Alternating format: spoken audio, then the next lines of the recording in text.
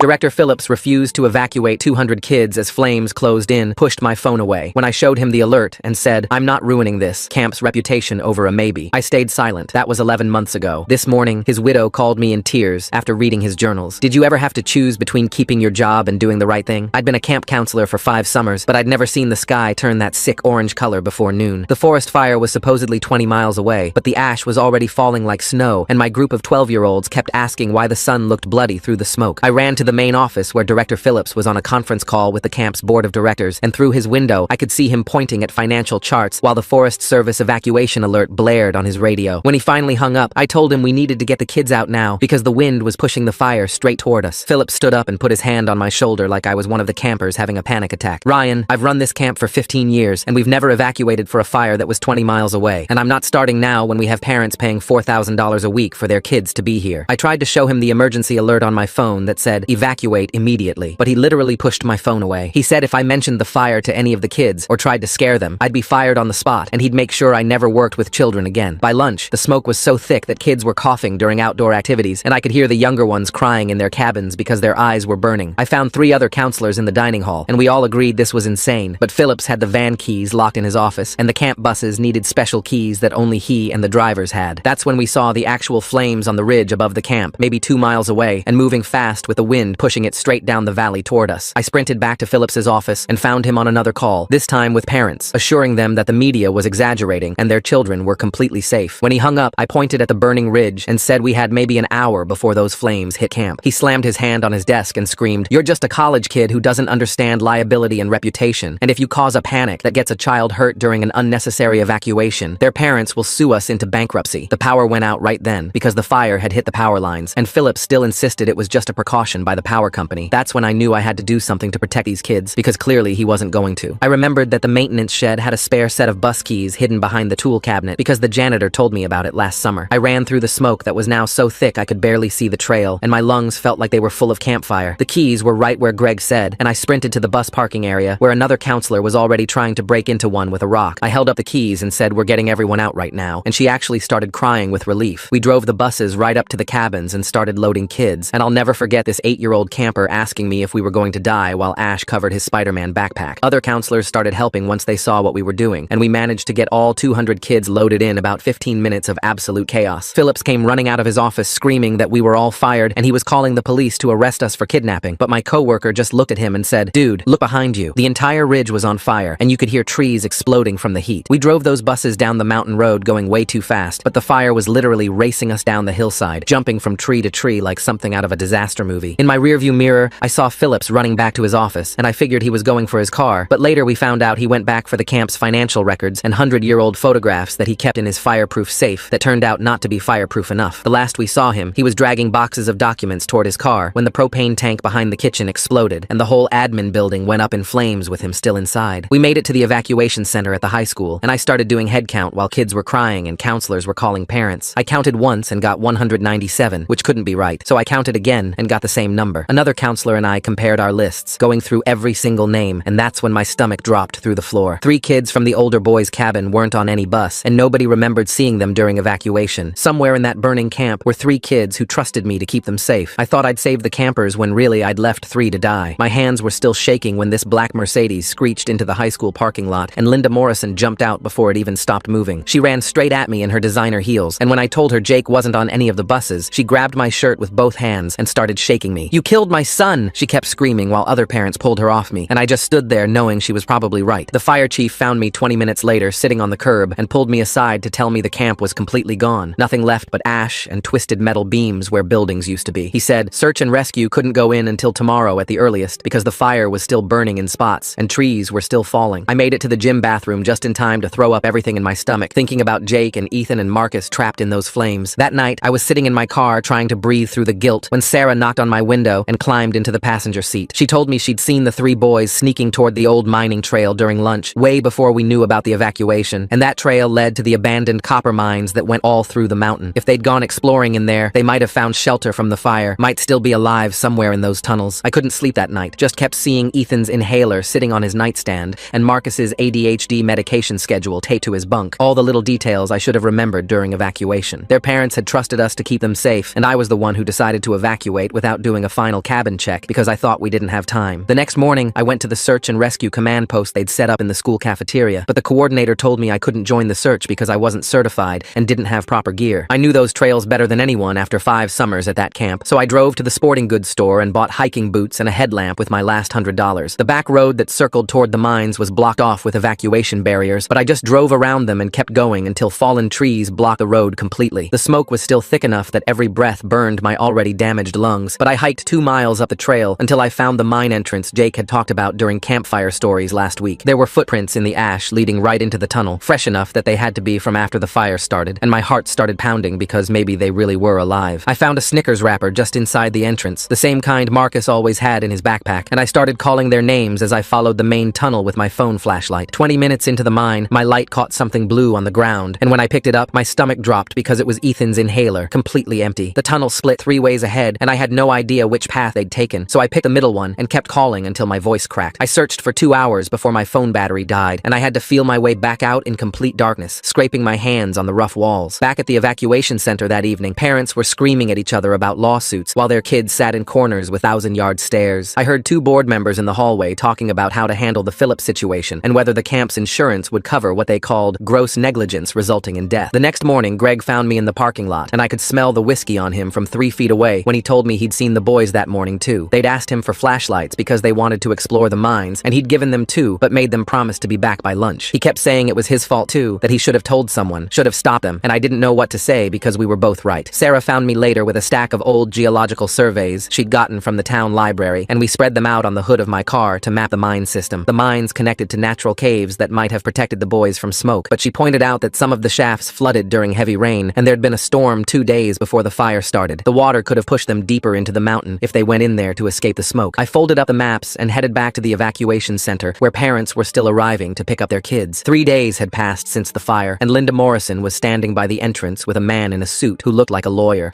There's something odd about how Director Phillips kept talking about money and lawsuits while kids were literally choking on smoke. I wonder what kind of financial pressure he was really under to risk everyone's safety like that. She saw me coming and pointed right at me while talking to him. The lawyer walked over and handed me an envelope while Linda stood behind him with her arms crossed. The papers inside said I was being sued for depraved indifference because my unauthorized evacuation resulted in the deaths of 3 minors. Other parents were watching from their cars, and I could feel their eyes on me as I read through the legal terms I didn't understand. Linda stepped closer and told me she'd hired her own search teams since I'd obviously failed to save her son. The lawyer said I should get representation immediately because this was just the beginning. My hands were shaking as I walked to my car and called my college roommate Mike, who was in law school. He answered on the 3rd ring, and I explained everything that had happened. Mike went quiet for a long time before telling me I needed a lawyer right away, but good ones cost thousands of dollars. He said the camp's insurance would probably cover me, but when I called them, they said coverage was denied for counselors who acted outside their authorized duties. I was completely on my own with no money for legal help. The next morning, I couldn't sleep, so I went to the library and started researching mine rescue procedures on their old computers. I found a 1987 newspaper article about 2 kids who survived 3 days in the same mine system during a flash flood. They'd followed underground streams to a cave system with natural ventilation and made it out alive. The boys might have done the same thing if they knew about the caves. My phone rang, and it was a fire investigator asking me to come to the sheriff's office for an interview. I drove over, and he questioned me for 3 hours about everything that happened with Phillips before the fire. I told him about the evacuation orders Phillips ignored and how he locked the van keys in his office. I explained how he threatened to fire anyone who tried to evacuate the kids. The investigator took notes on everything and showed me photos of the burned camp. He pointed to one photo of Phillips's office and said they found his remains there with boxes of financial records around him. The safe he thought was fireproof had melted, and all the documents were destroyed. On day 5, my parents drove up from Denver after seeing the news coverage about the lawsuit. Mom hugged me in the motel parking lot and begged me to come home with them. She said I was destroying myself with guilt over something that wasn't my fault. Dad said the professionals would find the boys, and I needed to take care of myself. I couldn't leave, though, because those kids trusted me to keep them safe. I told my parents I was staying until we found them one way or another. Mom started crying, and Dad just shook his head, but they got a room at the same motel to stay with me. The next morning, the search coordinator called with news that changed everything. Search and rescue had found Marcus's backpack at a mine intersection 300 yards from the entrance. Inside was his ADH medication and a water bottle that was still half full. His phone was there too, but the battery was completely dead. The coordinator said this proved the boys went deep into the mine system and they were expanding the search area. He said finding the backpack meant the boys made it past the smoke and into the tunnels. Sarah called all the other counselors, and we met at a coffee shop to plan our own search. We knew things about the boys that search and rescue didn't know. Jake always went uphill when he got lost at camp because he thought higher ground was safer. Ethan stayed near water because he was scared of dehydration after a heat stroke incident last last summer. Marcus followed walls when he was confused because his therapist taught him that technique. We created our own search grid for areas the official teams hadn't covered yet. Each counselor took a section based on what we knew about how the boys thought. On day 6, I woke up before dawn and drove to what was left of the camp. The parking lot still had painted lines for the buses, but everything else was black and destroyed. The dining hall was just a metal skeleton against the dark sky. I sat on a concrete barrier and watched the sun come up through the smoke that still hung in the air. I found a melted piece of the camp sign in the ashes and picked it up. The plastic was warped into something unrecognizable, but I could still see part of the pine tree logo. This place where I'd spent 5 summers was gone forever because one man cared more about money than children's lives. Day 7 brought the first real hope we'd had all week. A volunteer search team found fresh scratches on a mine wall that looked like someone marking their path. The marks led toward an old ventilation shaft that connected to the cave system I'd read about. The scratches were at kid height and seemed deliberate, like someone was trying not to get lost. The rescue coordinator said they were sending their best team into that section immediately. That same afternoon, the state fire marshal held a press conference about the investigation. He announced that Phillips would be posthumously charged with negligent homicide if the boys were found dead. The camp board immediately released a statement saying they had no knowledge of Phillips's refusal to evacuate. They claimed he acted alone against their policies, but I knew that was garbage because he'd been on the phone with them when I first told him about the fire. That night, I couldn't sleep because I kept thinking about those 3 kids somewhere in the burning mountains. So I drove around the evacuation zone until dawn, checking every place teenagers might hide. Day 8 started with me parked outside the old copper mine entrance at 3 in the morning, just sitting there in my car trying to think like a scared 14-year-old who'd gotten separated from the group during chaos. The mine had been closed since the 70s, but kids always dared each other to go inside during camp activities, and I remembered Jake bragging about how far he'd explored last summer. I must have dozed off because Greg woke me up by knocking on my window around 7, and he had this look on his face like he'd just remembered something important. He told me the boys had been talking 2 weeks ago about finding old mining equipment in a shaft near the creek, somewhere the regular search teams wouldn't know about because it wasn't on any official maps. We grabbed flashlights from his truck and hiked through the burned forest where everything was still smoking and the ground was hot through our shoes. Greg led me to this spot covered by thick bushes that the search and rescue teams had walked right past, and when we pushed through, there was a narrow opening in the rock that you'd never see unless you knew exactly where to look. Inside, the beam from my flashlight caught footprints in the thick dust, 3 sets heading deeper into the mountain, and my heart started pounding so hard I thought I might throw up. We followed those prints for what felt like forever, maybe an hour of walking through tunnels that kept getting smaller until we had to duck and then eventually crawl on our hands and knees. That's when we heard it, this faint tapping sound, rhythmic, like someone was hitting metal on rock in a pattern. Greg and I looked at each other and started tapping back on the tunnel wall, and we heard a response immediately. 3 quick taps, then 2 slow ones. We crawled faster toward the sound, scraping our knees raw on the rocky floor, following the tapping through passages so narrow my shoulders barely fit. The tunnel opened into a bigger chamber where part of the ceiling had collapsed, creating this small air pocket, and there they were, all 3 boys huddled together in the beam of our flashlights. Ethan was wheezing bad without his inhaler. Marcus had his legs stretched out at a weird angle, and Jake was holding a piece of metal pipe he'd been using to tap. They'd been drinking water that was dripping from the rocks into little pools, and Jake had kept them calm by telling stories about rescue teams finding lost hikers, making up details to keep their spirits up. The rescue took 6 hours because we had to wait for the professional team to widen some passages and get Marcus out without making his ankle worse. When we finally emerged into daylight, Linda was there with the other parents, and she collapsed to her knees sobbing when she saw Jake, holding him so tight I thought she might never let go. She looked at me over his shoulder and mouthed, "Thank you," before the ambulances took them away, and I thought that was the end of the nightmare. The next day, I sat in the hospital waiting room for 8 hours, but they wouldn't let me see the boys because their parents had lawyers there taking statements. A detective pulled me aside and told me I was being investigated for child endangerment, something about how I should have done a proper head count before leaving camp, and how my unauthorized evacuation created the chaos that separated the boys from the group. The relief I'd felt finding them alive turned into this sick feeling when I realized the legal nightmare was just starting. The camp's insurance company sent 3 investigators who spent the next week interviewing every counselor who'd been there, focusing on my decision to break into the bus without authorization. They kept suggesting I'd caused unnecessary panic that could have led to injuries during the evacuation, asking the same questions over and over like they were trying to get someone to change their story. Sarah came to my apartment on day 12 looking exhausted, and she told me the investigators had offered her immunity from any lawsuits if she'd testify that I pressured the other counselors to evacuate against Phillips's direct orders. She was applying to law school, and any legal trouble would destroy her chances, but she was torn between protecting herself and telling the truth about how Phillips had ignored every fire warning. Phillips trying to save his money papers while the whole camp burned down around him? That's like fixing your hair in the mirror while your house falls apart. Talk about having your priorities completely backwards and paying the ultimate price for it. I drove back to where we'd found the boys and sat there thinking about how they'd survived by doing exactly what we'd taught them during wilderness training. Marcus had used his tendency to hyper-focus on details to map the tunnel system in his head. Ethan's careful nature had helped them ration the energy bars in Jake's backpack, and Jake had kept everyone's morale up with his natural leadership. 2 weeks after the fire, the state fire investigator released his report showing that Phillips had been warned about inadequate evacuation procedures in 3 previous inspections. The report said he'd claimed the camp's location in a valley made it naturally fireproof, and now the board members who'd backed him during those phone calls were claiming they'd been misled about the safety protocols. Linda called me 3 days later and asked me to meet her at the coffee shop on Main Street, saying she had something important to discuss about Jake's situation. I walked in and found her sitting in the back corner booth wearing sunglasses even though it was cloudy, and when I sat down, she pushed a folded check across the table toward me. I opened it and saw $50,000 written out to me, and before I could say anything, she leaned forward and told me this was for me to disappear and never speak about what happened at the camp again. She said her husband was running for state senate, and the scandal of Jake being left behind during the evacuation would destroy his political career, and they needed this whole thing to go away quietly. I pushed the check back across the table and told her I couldn't take money to cover up what happened, and her whole face changed like someone had flipped a switch. She stood up and said if I didn't take the deal, she'd make sure I was destroyed in court and would never work with children again in my life. Her husband owned the local newspaper and 3 TV stations, and she said they could control exactly how this story got told to the public. She picked up the check and tore it in half, then dropped the pieces on the table and walked out, leaving me sitting there with my hands shaking. 2 days later, I ran into Greg at the gas station and barely recognized him because he looked like he'd aged 10 years and smelled like he'd been drinking since breakfast. He grabbed my arm and pulled me aside, saying he needed to tell me something that had been eating him alive since the fire. He said he knew Director was wrong about not evacuating, but didn't speak up because Director threatened to fire him if he supported my concerns about the fire danger. Greg had worked at that camp for 20 years, and it was the only job he'd ever had, and now he felt responsible for every single kid who'd been in danger because he chose his paycheck over their safety. His hands were shaking so bad he could barely light his cigarette, and he kept saying he should have backed me up when I tried to get the kids out sooner. I was packing up my apartment a couple days later because I couldn't afford rent without a job when I found my counselor training manual shoved in a box with other camp stuff. I started flipping through it and found Director's handwritten notes all over the margins about maintaining parental confidence and protecting camp reputation above everything else. One note said, "Scared parents don't pay," next to the section about emergency procedures, and another said, "Perception matters more than reality," next to the safety protocols. I realized he'd been training us from day one to put money and reputation ahead of the kids' actual safety, and we'd all just accepted it as normal camp operations. The state opened a formal investigation the next week into the camp's safety violations, and their preliminary findings were worse than anyone expected. They found Director had been falsifying evacuation drill reports for the past 10 years, claiming they'd done monthly drills when they'd only done 2 per summer. He'd also been pocketing money that was supposed to go toward emergency equipment like fire extinguishers and first aid supplies, using it instead for his personal expenses. The board members all claimed they had no idea about any of this, even though they'd signed off on every single budget and safety report he'd submitted. Then, the district attorney's office called and said they were charging me with 3 counts of child endangerment for leaving Jake, Ethan, and Marcus behind during the evacuation. My court-appointed lawyer met with me and said they were offering a plea deal where I'd admit guilt, take 2 years probation, and agree never to discuss the case publicly again. If I fought the charges and lost at trial, I was looking at 5 years in prison, and she said with the Morrison family's influence in town, fighting it would be nearly impossible. I was sitting in my car trying to decide what to do when my phone buzzed with a text from a number I didn't recognize. It was Jake using a burner phone, and he said his parents were making him lie about what happened in the mines and wanted him to say he didn't remember how they got there. He'd recorded his dad coaching him on exactly what to say to make it sound like the whole thing was just confusion during the evacuation, not that they'd been forgotten. His dad kept saying they needed to protect the family's reputation and that telling the truth would hurt his campaign and make them all look bad. Jake said he felt sick about lying, but his parents said if he didn't cooperate, they'd send him to military school out of state. I met with Ethan's parents 2 days later at their apartment, and his mom hugged me so tight I could barely breathe, while his dad kept thanking me for saving their son. They said they wanted to help me fight the charges, but they couldn't get involved publicly because they were undocumented, and any contact with the legal system could get them deported. Ethan's mom pressed a small metal pendant into my hand, a St. Christopher charm, and whispered it was for protection during my troubles. They both had tears in their eyes when they said they'd be praying for me every day, but that was all they could do without risking their whole family's future in this country. Sarah called me that night and said she'd decided to tell the truth no matter what it cost her personally. She gave a deposition to the state investigators, saying Director had refused to evacuate and threatened to fire anyone who tried to get the kids out early. Within hours, the camp's lawyers started attacking her credibility, digging up a minor drug charge from her freshman year of college and using it to paint her as unreliable. They leaked the information to Linda's husband's newspaper, and the next day there was a front-page story calling Sarah a troubled former counselor with a history of drug use. Marcus's foster parents reached out through my lawyer saying they wanted to help, but had no money for legal fees or expert witnesses. Marcus had been drawing incredibly detailed maps of the mine tunnels, showing exactly how the 3 boys survived, using his perfect memory to mark every turn and chamber they'd hidden in. His foster mom said his autism had saved their lives because he'd memorized the whole mine system from a book he'd read years ago, but the camp had always labeled him a behavioral problem because he didn't follow social rules the way other kids did. The next morning, my phone rang with a number I didn't recognize, and when I answered, A woman said she'd been a counselor at the camp in 2018. She told me Phillips had done this before during a smaller fire threat 3 years ago, and she had emails showing 3 board members were in the room when he refused to evacuate despite warnings. She forwarded me 12 emails where Phillips called evacuation orders government overreach, and the board members agreed that protecting their reputation mattered more than theoretical danger. I printed everything and brought it to my lawyer, who said this changed everything. But 2 days later, the local news ran a segment calling me the rogue counselor who traumatized 200 children with an illegal evacuation. Linda sat there on camera saying I acted without authority and created chaos that endangered kids more than any fire would have. The reporter never mentioned Phillips refusing to evacuate or the fact that the whole camp burned down 20 minutes after we left. Every restaurant and store in Pine suddenly wasn't hiring when I walked in with applications, and the EMT training program sent a rejection letter citing pending legal matters even though I'd passed all their tests. My bank account dropped below $2,000, and my parents were already borrowing money to help with legal fees they couldn't afford. I was sitting in the library trying to figure out how to pay rent when Jake walked in, wearing a baseball cap pulled low, and sat down across from me. He pulled out his phone and played a recording of his dad telling him exactly what to say about me abandoning them and how to make it sound believable in court. Jake's hands were shaking as he told me he'd been having nightmares every night about being in that mine, while Phillips kept telling parents everything was safe. He said he wanted to tell the truth, but his parents had already signed papers with their lawyer saying he'd testify against me. The next day, I got served with new papers because the camp board was suing me for defamation after I'd told the fire investigator about Phillips refusing to evacuate. They claimed I was making up stories to avoid taking responsibility for abandoning 3 children during the chaotic evacuation I'd started without permission. My lawyer said fighting both cases would cost at least $50,000 I didn't have. 5 days later, at my arraignment, the courtroom was packed with parents and media when Jake suddenly stood up in the gallery and shouted that I'd saved his life. Security grabbed him while his parents tried to pull him back down, but he kept yelling that I was a hero and Phillips was the one who almost killed them all. Director Phillips wrote, "Scared parents don't pay," right there in the training manual. Makes me wonder if every camp decision was about money from the start. Jake recording his dad coaching him to lie is interesting. Seems like everyone's got their own truth they want told here. The judge banged his gavel warning about courtroom disruption, but the damage was done because every reporter in the room had recorded Jake's outburst. That night, his face was all over the local news, with the headline asking if the star witness was being coached to lie. Sarah called me the next morning saying she'd been digging through camp documents and found something huge about their insurance policies. The camp had one policy covering acts of God like fires and another covering human error, but the second one specifically excluded gross negligence. Phillips refusing to evacuate meant neither policy would pay out, and the board members would be personally liable for millions in damages. She'd already sent copies to 3 reporters who were suddenly very interested in the real story. Greg showed up at my apartment 2 days later, looking clearer than I'd seen him in years because he'd stopped drinking after the fire. He remembered Phillips had a breakfast meeting with major donors the morning of the fire where he promised their kids would get an authentic wilderness experience no matter what. Greg had been fixing the conference room door and heard Phillips tell them that a little smoke would build character and teach kids resilience. He still had the work order in his truck, showing he was in that room at that exact time, and he'd kept the donor list Phillips had dropped. I spent the next 2 days in the library finding 17 similar cases where camps ignored evacuation orders, and in every single one, the directors faced criminal charges. A lawyer from Denver called saying she'd take my case for free because her nephew died at a camp in Wyoming that refused to evacuate during a flood. She said the pattern was always the same, with camps putting money over safety until kids died or almost died. 2 days later, the fire investigator released his final report stating Phillips's refusal to evacuate directly contributed to endangering 200 children, and his death was a result of prioritizing property over human life. The board immediately released a statement claiming Phillips had deceived them about the fire's proximity, even though Sarah had already given reporters text messages showing they knew exactly how close it was and told him to keep the camp open. The next morning, Linda's husband stood on the courthouse steps with 20 reporters pointing cameras at him while he announced his run for state senate, holding up a picture of Jake and talking about how I almost killed his son through my reckless actions at the camp. He kept using words like accountability and protecting our children, while Linda stood next to him wiping her eyes, and I watched the whole thing from my apartment on the local news, feeling my stomach turn inside out. The reporters ate it up, asking him about his plans for child safety reform, and he pointed right at the camera saying people like me should never be allowed near kids again, that the state needed stricter background checks and oversight for anyone working with minors. By noon, his announcement video had 50,000 views and climbing, with comments calling me a monster who should rot in prison. Day 43 came, and I needed groceries, but walking through Pine felt like moving through a town where I'd died, but my ghost kept showing up anyway. At the grocery store, parents literally grabbed their kids' hands and pulled them away from me, and the cashier I'd known for 3 years wouldn't make eye contact while scanning my stuff. The local paper had my mugshot on the front page again, with a story about Linda's husband's campaign, using the same photo from my arrest, where I looked exhausted and guilty. My new lawyer called that afternoon saying she'd found something huge in the discovery documents, that the board members had been expecting $1 million donation from some tech company, but only if the camp completed its full summer season without any interruptions. She had emails between board members members discussing how much money they'd lose per day if they evacuated, calculating that potential lawsuits would cost less than losing the donation. Phillips had been following direct orders to keep the camp open no matter what, with one board member writing, "Weather events are temporary, but donors remember everything." 2 days later, Marcus's foster mom showed up at my door carrying a folder full of drawings he'd made about the fire. She spread them out on my kitchen table, and I saw he'd drawn detailed maps of the mine tunnels where they survived, with notes in his neat handwriting about finding water by listening for drips, the way I'd taught them during wilderness training. One drawing showed the 3 boys huddled together for warmth, using the buddy system we'd practiced. Another showed them marking their path with rocks, like I'd demonstrated on a nature hike. His foster mom said Marcus wanted me to know that everything I taught them saved their lives down there, that without those lessons, they would have died. The next morning, my lawyer called saying the other parents were filing a civil suit against me for emotional trauma from the unauthorized evacuation, claiming their kids had PTSD from being kidnapped and driven away from camp. She said defending against both criminal charges and a civil suit would drain every penny I had, and then some, that most people in my position would have already filed for bankruptcy. 3 days later, Jake's recording from the mine got leaked to some podcast about wilderness disasters, and within 4 hours, it had gone viral with 2 million plays. You could hear Jake's voice describing how I'd taught them to stay calm in emergencies, how my wilderness lessons kept them alive, how the real villain was Phillips for ignoring the evacuation order. His dad went on the news threatening to sue the podcast, the person who leaked it, and anyone who shared it, but the damage was already done because people were starting to question why I was being blamed for saving kids. Sarah came over that night with her laptop, and we watched the evacuation footage some parent had posted online. You could see Phillips standing in his office window, clearly visible, watching us load kids onto buses while he held his phone to his ear. The timestamp showed this was 20 minutes after the evacuation order, and he never once came outside to help or direct the evacuation he claimed later was chaotic and dangerous. We counted 12 minutes where he just stood there watching while counselors ran around trying to save kids, and Sarah screen recorded everything before it could disappear. 2 days later, I met with a trauma counselor the court had ordered me to see, and she was the first person in weeks who didn't look at me like I was guilty. She said my decision to evacuate had saved 197 lives, that the 3 boys survived specifically because of the survival skills I'd taught them, that survivor's guilt was common but misplaced in my situation. After our session, I sat in my car in the parking lot and cried for 10 minutes because someone finally said I wasn't a monster. The next day, 2 more counselors from previous summers reached out to my lawyer with stories about Phillips making dangerous calls to keep the camp profitable. One had emails where Phillips literally wrote, "Parental revenue exceeds potential lawsuit costs," when she'd raised concerns about outdated equipment, and another had recordings of Phillips saying insurance would cover any injuries, so there was no need to cancel activities during severe weather warnings. My lawyer said this pattern went back his entire 15-year tenure, that the board had been enabling him the whole time because he kept the camp profitable. On day 53, the prosecutor called my lawyer with a new deal, saying they'd realized the board's liability was massive, and they needed witnesses who could testify about the culture of negligence. They wanted me to testify against the board members in exchange for dropping all charges against me, and my lawyer said it was my only realistic chance to avoid prison time. My lawyer said we needed all the evidence we could get, so I spent the next day calling everyone from camp, but Greg wasn't answering his phone at all. On day 54, Sarah called me crying because she'd heard Greg got served with his own lawsuit and nobody had seen him since. I drove out to what was left of the camp, and the whole place still smelled like burnt wood even after all these weeks. Greg's truck was parked near the old maintenance shed area, and I found him passed out in the driver's seat with an empty bottle of whiskey on the floor. His hands were clutching some papers that were all wet from where he'd been crying on them, and when I pulled them free, I saw they were meeting notes from 2 years ago. The board had actually discussed the fire danger and decided not to spend money on clearing brush or updating evacuation plans because insurance would cover any losses. I took photos of every page before calling Sarah to come help me get Greg to the hospital, and while we waited, he kept mumbling about how he should have said something sooner. Day 55 brought a surprise when Ethan's parents called a local news station and asked to do an interview, even though they'd been scared about their immigration status getting attention. Ethan's dad sat there on TV explaining how I'd taught Ethan to find water and stay put if he got lost, and that's exactly what saved his life in that cave. The reporter asked if they blamed me for what happened, and his mom just shook her head and said I was the only adult who cared more about kids than keeping my job. The story went viral online, and suddenly people were sharing it with headlines about the counselor who saved 200 kids. I couldn't watch anymore because it felt wrong getting credit when 3 boys almost died, so I drove out to see the memorial someone had put up for Phillips at the camp entrance. Phillips had a meeting about building character through smoke exposure the same morning kids were breathing actual fire smoke. That's some next-level bad timing for his sales pitch. The board members calculating lawsuit costs versus donation money like there. Someone had spray-painted child killer in red across his photo, and I just stood there feeling nothing but this hollow feeling in my chest. The local paper was calling him a hero who died trying to save camp property, but I knew the truth about those last minutes. 3 days later, on day 58, I was making dinner when someone knocked on my apartment door, and there was Jake with a huge backpack and his eyes all red from crying. He pushed past me and dumped the whole bag on my kitchen table, and out came printed emails, USB drives, and even a small recorder. He said he'd been recording his parents' conversations for weeks because he couldn't stand the lies anymore, and one recording had his mom admitting she knew knew I wasn't to blame. Jake kept saying we saved each other that day in the woods, and I had to turn away because this 14-year-old kid was being braver than most adults. We were going through the emails when Linda showed up with 2 police officers, screaming that I was kidnapping her son and she'd have me arrested. Jake stood up and told the officers he came here on his own because his parents were forcing him to lie about what happened. The cops looked really uncomfortable, especially when Jake played them a recording of his dad coaching him on what to say to investigators. They said they had to take Jake home since he was a minor, but one officer quietly told me to make copies of everything before they left. Day 60 was when everything started to shift because a group of parents whose kids survived held their own press conference outside the courthouse. One mom held up a picture of her daughter and said she'd rather have a kid with PTSD who's alive than a dead kid who followed protocol. Another dad said he'd looked up the evacuation timeline, and if we'd waited for official approval, the buses would have been driving through active flames. The state attorney general's office announced that same day they were opening an investigation into the camp board's finances. By day 63, they'd already found millions of dollars that should have gone to safety equipment and emergency training, but ended up in board members' personal accounts. Sarah called me that morning to say she'd gotten into law school, but was deferring for a year to help with my case and the civil suits. She said watching this whole mess showed her what kind of lawyer she wanted to be, someone who protects people who do the right thing. The prosecutor finally agreed to let me have supervised visits with Marcus, Ethan, and Jake as part of their therapy sessions. Seeing them alive in that hospital room made the nightmares a little better, the ones where I'm always 5 minutes too late to save them. Marcus barely talked, but he drew me a picture of the 3 of them in the cave with "thank you" written at the bottom. 2 days later, on day 65, Greg showed up at the law office completely sober and ready to give his deposition. He brought 3 boxes of maintenance records showing every single time Phillips denied requests for emergency equipment repairs and evacuation route clearing. Greg had documented 5 straight years of Phillips saying the camp couldn't afford basic safety updates while approving bonuses for board members. The prosecutor's team spent 6 hours going through everything, and Greg never wavered even when they asked about his drinking. The next morning, the board members showed up with separate lawyers instead of sharing one like they had been. The guy who ran the camp's finances pointed at the woman who handled donor relations and said she knew about the fire risks months before. She fired back that he was the one who told Phillips to ignore the fire marshal's warnings. Their third board member, some retired banker, started pulling out emails on his phone showing the other 2 discussing how to hide safety violations from state inspectors. Within 20 minutes, they were screaming at each other in the hallway while their lawyers tried to shut them up. My lawyer grabbed my arm and pulled me into a side room to watch through the window as they basically destroyed each other's defense. The finance guy admitted on camera that they all knew Phillips was dangerous, but kept him because he brought in donations. The woman said they had talked about evacuation plans, but decided it would hurt their reputation to practice them. The banker kept saying he was just following what the others told him to do. By noon, each of them had separate lawsuits filed against the other 2, and the liability numbers my lawyer showed me were hitting $40 million. 2 days later, I sat in my car outside the courthouse for 3 hours before I could make myself go inside. My hands were shaking so bad I couldn't even drink the coffee I bought. Tomorrow was the big hearing where Jake would testify, and my lawyer kept saying we'd be fine, but he also warned me that Jake's parents might claim I coached him or manipulated him somehow. I watched families walking into the courthouse for other cases and wondered if I'd be walking out in handcuffs. The security guard knocked on my window and told me the parking meter was expired, so I had to move my car and walk back through the cold morning air. Inside the courthouse, Marcus appeared on the video screen from his hospital room, still recovering from smoke damage to his lungs. He held up drawings he'd made of the shelter we built and explained every single step I taught them about finding water and staying warm. The prosecutor kept trying to make it sound like I was reckless for teaching survival skills, but Marcus shut him down by listing all the safety rules I made them follow. He showed the court his notebook where he'd written down everything I said about fire safety and emergency procedures. His mom was crying behind him as he explained how those exact skills kept them alive for 18 hours in a burning forest. The judge asked Marcus directly if he blamed me for what happened, and Marcus looked straight at the camera and said I was the only adult who actually tried to save everyone. After court that day, Jake's father cornered me in the parking garage while I was trying to get to my car. He looked around to make sure nobody was watching, then said he knew I saved his son's life and he was grateful. But then his face changed and he pulled out a paper from his jacket saying he'd drop the civil suit if I signed this NDA about him coaching Jake to lie about the timeline. He said it would save us both a lot of trouble and legal fees. I looked at the paper offering me a way out of a $10 million lawsuit, then handed it back unsigned. I told him the truth was more important than money, and his son deserved better than a father who'd make him lie in court. He grabbed my shoulder hard enough to leave bruises, but I pulled away and got in my car while he stood there holding that paper. The next morning, the camp's lawyer was cross-examining our fire expert when he accidentally said something about the board having override authority in emergencies. My lawyer jumped up so fast his chair fell over. He demanded to see the camp's bylaws, and after 30 minutes of arguing, the judge ordered them produced immediately. Right there in black and white, it said any board member could override the director's decisions during an emergency threatening camper safety. The camp's lawyer tried to take it back, but it was already in the official record. My lawyer immediately filed for dismissal of all charges, pointing out that 3 board members had the power to evacuate but chose not to. The prosecutor looked like someone had punched him in the stomach. 2 days passed before the judge called us back, and she spent an hour going through all the evidence while I sat there trying not to throw up from nerves. She kept asking the prosecutor why I was being charged when I successfully got 197 kids to safety and then risked my life to save the 3 who were missing. The prosecutor kept saying I had a duty of care that I violated by leaving those 3 behind initially. The judge pulled out the timeline and showed that I had less than 15 minutes to evacuate everyone before the fire hit the camp. She asked how anyone could have done a head count with that much chaos and smoke. Then Linda took the stand, and within 5 minutes she was sobbing so hard the bailiff brought her tissues. She admitted she'd been protecting her husband's reputation as a corporate lawyer by making Jake stick to the story that I abandoned them. Jake was sitting in the gallery and walked up to hold his mom's hand without anyone stopping him. He told her it was okay to tell the truth now, that Dad would understand. Linda looked at the judge and said she wanted to withdraw all statements blaming me, that her son had told her the real story weeks ago, but she was too scared to admit she'd been lying. Her husband stormed out of the courtroom, slamming the door so hard the bailiff followed him out. 2 days later, I got a call from Sarah saying the other counselors had started a GoFundMe for my legal defense that had already hit $50,000. Parents who had blamed me at first were now donating and leaving comments about how they'd been wrong. Even some of the board members' own friends were contributing and demanding justice for what really happened. The local news picked up the story, and suddenly my inbox was full of messages from former camp staff sharing their own stories about Phillips and the board ignoring safety concerns. A janitor from the board's office building reached out saying he had something important to show the court. He brought security footage from the morning of the fire showing all 3 board members in their conference room. They were toasting with champagne while looking at papers, and the audio picked up one of them saying they needed to keep the doors open no matter what to secure the donor commitment. Jake recording his own parents' conversations raises some interesting questions about what pushed a 14-year-old to take such drastic action against his own family. The timing of Linda's sudden appearance with police seems awfully convenient, especially when Jake just happens to have that recording ready. The timestamp showed this was 2 hours after the evacuation order had been issued for our area. The janitor also had footage of them watching the news about the fire and laughing about how Phillips would handle it. My lawyer got the footage admitted as evidence the next day, and you could hear people gasping in the gallery when they played it. 2 days later, the prosecutor stood up in court and said the state was dropping all charges against me effective immediately. He announced they were filing charges of criminally negligent homicide against all 3 board members instead. The courtroom exploded with parents and counselors clapping and cheering while the judge banged her gavel trying to get order. I sat there feeling nothing at first, like my brain couldn't process that it was actually over. Outside the courthouse, reporters shoved microphones in my face asking how it felt to be cleared, but I just walked past them feeling completely hollow inside. My lawyer kept patting my back and saying we'd won, but winning meant Phillips was dead. The camp was burned to the ground, and 3 kids had almost died